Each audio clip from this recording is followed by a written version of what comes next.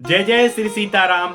महाकुंभ स्नान को लेकर के प्रचलित कथा आती है कि जब क्षीर सागर का मंथन हुआ था तो अमृत तत्व प्रकट हुआ। अमृत को प्राप्त करने के लिए देवता और दानवों में छीना झपटी होने लगी। तो छीना झपटी के दौरान में अमृत की 4 बूंदें धरती पर क्रमशः प्रयागराज, नासिक, उज्जैन और हरिद्वार में गिरा, जहां हर 12 वर्ष में एक बार कुंभ मेले या कुंभ स्नान का आयोजन किया जाता है। तो आइए कथा विस्तार से जानते हैं। इसकी प्रचलित कथा इस प्रकार आती है कि एक बार की बात है, महर्षि दुर्वासा के श्राप से इंद्रदेव शक्तिहीन हो गए, कमजोर हो गए, जिस कारण से दानव इंद्रलोक पर यानी स्वर्ग पर आक्रमण किए, जिससे दानव स्वर्ग पर अधिकार जमा लिए। तो अपनी समस्या लेकर के इंद्रदेव श्री हरि भगवान के पास में गए।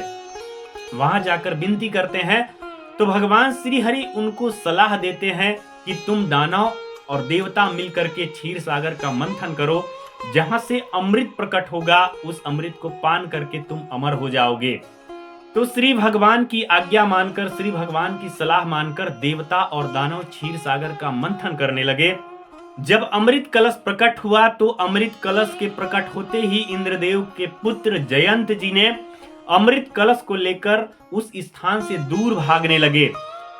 तो दैत्य गुरु शुक्राचार्य ने देखा तो उन्होंने भी दैत्य और दानवों को जयंत के पीछे भेज दिया। जयंत के पीछे दानवों को जाता देख इंद्रदेव ने सूर्य, चंद्रमा, गुरु और शनि देव को जयंत के पीछे अमृत की सुरक्षा और जयंत की सुरक्षा के लिए भेजा। तो अमृत कलश को लेकर इंद्रदेव के पुत्र जयंत वहां से दूर जा ही रहे थे कि बीच रास्ते में उन्हें दानव मिल गए और अमृत को लेकर के छीना झपटी होने लगी। तो देवता और दानवों के बीच में बड़ा भयंकर युद्ध चला। वहां पे 12 वर्ष तक देवता और दानवों का युद्ध चला और अंत में अमृत का कलश दानवों को प्राप्त हुआ।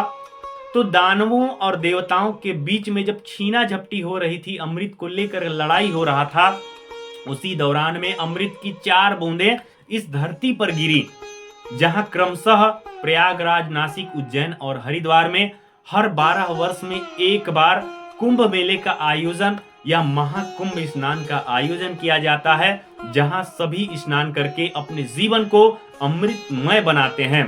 देवताओं का एक वर्ष इस धरती पर 1 साल के बराबर होता है, इसलिए जब 12 दिन का युद्ध चला था, इसलिए हर 12 वर्ष में एक बार कुंभ स्नान का आयोजन किया जाता है। जब अमृत की छीना झपटी हो रही थी तो उसी समय सूर्य, चंद्रमा, गुरु और शनि वहां पर मौजूद थे। तो आज भी कुंभ स्नान का आयोजन करने के लिए सूर्य, चंद्रमा, गुरु और शनि के विशेष संयोग से जो मुहूर्त तैयार होता है, उसी दौरान महाकुंभ स्नान का आयोजन किया जाता है। उस दौरान में, महाकुंभ स्नान के दौरान में धरती पर अमृतमयी ऊर्जा का संचार होता है। उस दौरान में जो भी व्यक्ति महाकुंभ स्थल पर स्नान करता है, उसका जीवन मोक्ष को प्राप्त करता है, उसका जीवन अमृतमयी हो जाता है। अगर आपने आज तक कुंभ स्नान आने का प्रयोजन नहीं किया है तो अवश्य आप विचार बनाएं, क्योंकि 6 माह में एक बार अर्ध कुंभ होता है, 12 वर्ष में कुंभ होता है, और 12-12 करके 12 कुंभ जब मिल जाते हैं तो महाकुंभ होता है। और वही संयोग इस बार 2025 में जो महाकुंभ का स्नान होने जा रहा है 13 जनवरी से 26 फरवरी तक, वह महाकुंभ का संयोग है। यानी ऐसा संयोग 144 साल बाद आने वाला है। इसलिए आप जरूर मन बनाएं और अपने आप को भक्ति से ओत प्रोत करते हुए जरूर महाकुंभ के स्नान में पधारें।